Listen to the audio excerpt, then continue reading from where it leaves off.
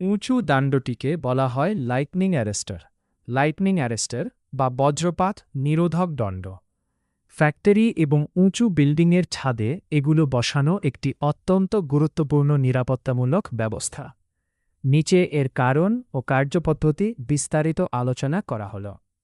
Lightning arrester ব্যবহারের মূল কারণ, ফ্যাক্টরি বা বহুতল ভবনের ছাদে এই দণ্ডটি দেওয়ার প্রধান উদ্দেশ্য হল বজ্রপাতের ক্ষতিকর প্রভাব থেকে ভবন, ভেতরের মানুষ এবং যন্ত্রপাতিকে রক্ষা করা।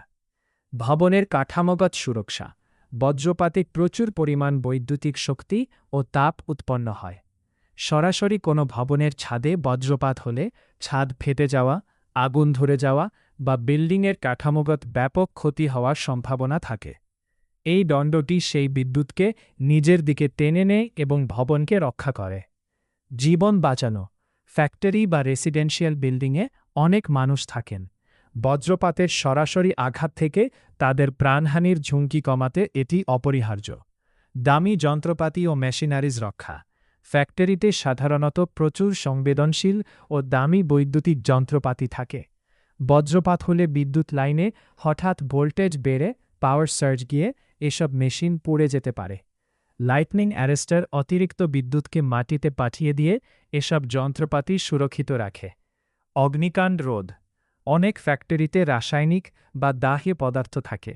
সেখানে বজ্রপাত হলে ভয়াবহ অগ্নিকাণ্ড বা বিস্ফোরণ ঘটতে পারে।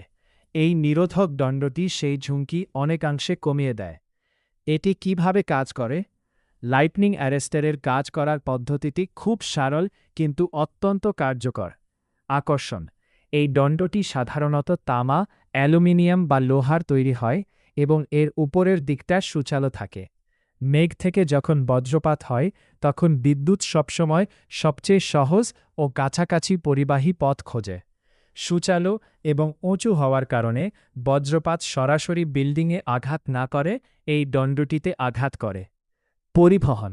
দণ্ডটির সাথে একটি মোটা পরিবাহী তার, কন্ডাক্টর ওয়্যার যুক্ত থাকে, যা ছাদ থেকে বিল্ডিংয়ের দেওয়াল বেয়ে সোজা নিচে নেমে যায়। আর্থিং তারটির অপর প্রান্ত মাটির বেশ গভীরে কুটে রাখা একটি ধাতব প্লেট বা রডের সাথে যুক্ত থাকে, যাকে গ্রাউন্ডিং বা আর্থিং বলা হয়। বজ্রপাতের লক্ষ লক্ষ ভোল্টে বিদ্যুৎ এই তারের মাধ্যমে মুহূর্তের মধ্যে নিরাপদে মাটিতে চলে যায় এবং পুরো বিল্ডিং সুরক্ষিত থাকে। এটি বজ্রপাতের বিশাল বৈদ্যুতিক শক্তিকে বাইপাস করে নিরাপদে মাটিতে পাঠানোর একটি রাস্তা তৈরি করে দেয়, যাতে ভবনের কোনো ক্ষতি না হয়।